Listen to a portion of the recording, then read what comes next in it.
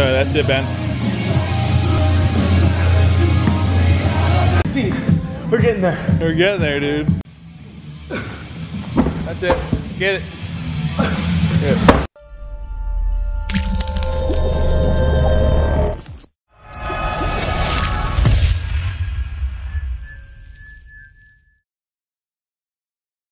What's up, guys? Coach Joe here in the Lions Den with my buddy Ben. Ben and I grew up together, and today we are going to talk about some cool tips and tricks for the squat. So, introduce yourself, my man. For sure. So, Ben, you guys can find me at Ben Torres PT on Instagram.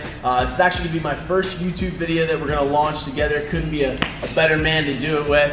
So I'm definitely super excited, but kind of what we're going to cover today is the importance of lower extremity mobility, kind of the opening of the hips, the importance of opening up those knees, and what we're going to do in terms of dorsiflexion for the ankle in order to get your proper squat form. So get excited. All right, guys, so this is a really cool topic for me. Ben and I actually believe in the same principle that every athlete is different. And that's one thing that I see, especially in the gym, is I have people who are tall, short, they have longer femurs than they do, you know, everybody's different. And for me specifically, I think one thing that makes me unique is I actually have a narrow feet and my knees definitely track over my toes pretty far, whereas other athletes I have, that's not the case. So we're just trying to tell you that everybody's a little bit different. So what I'm gonna do is I'm gonna get into a squat, and then Ben's gonna take it from there and break down the different points of performance in the squat, and then how we can correct them if you have some issues with your mobility. So we're gonna get Joe to get into a deep squat here. And like we said before, everybody's gonna be unique. So in this case, you can see Joe gets a good amount of dorsiflexion. It's about 50 to 60 degrees that he's getting there, which is gonna be necessary in order for you to get low enough. Also, I love the fact that Joe brings his knees out.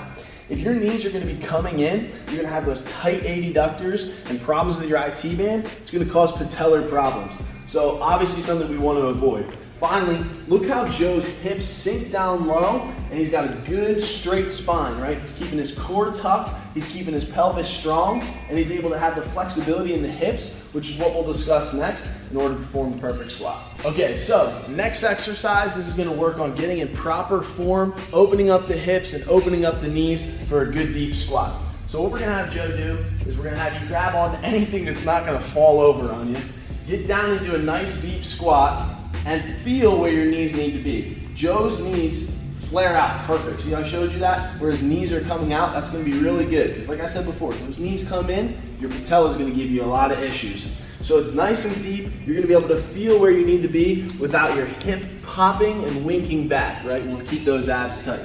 So now there's a progression of it that Joe's gonna show you here. So, all right, guys, so a progression that I like to do for someone who's maybe more advanced, or what I'll do in my class, is you will use a kettlebell. So it's going to be a little bit of weighted resistance. You can grab it right on the handles of the horn of the kettlebell and then drive down into your caveman squat. And if you want to, while maintaining a nice, perfect spine, drive your elbows into your knees, so it kind of helps loosen up that as well. Another thing is you can kind of swivel side to side, which this gives action to loosening up the ankles as well as the hips, and keeps your knees pointed out. And you want to do this while maintaining that spine. So we don't want to see anybody rounded over. We don't want the knees caving in or anything like that.